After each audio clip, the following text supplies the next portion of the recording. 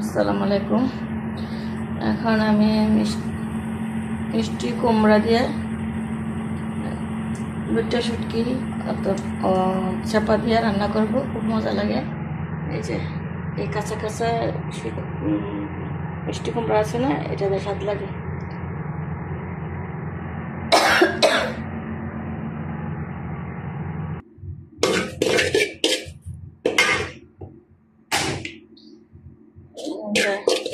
হলুদ, মরিচ, মিক্সড মশলা, লবণ,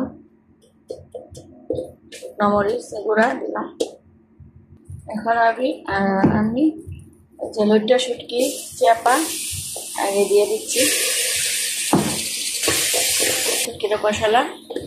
এখন আমি দিব মিষ্টি কুমড়া, কষিয়ে নিলাম।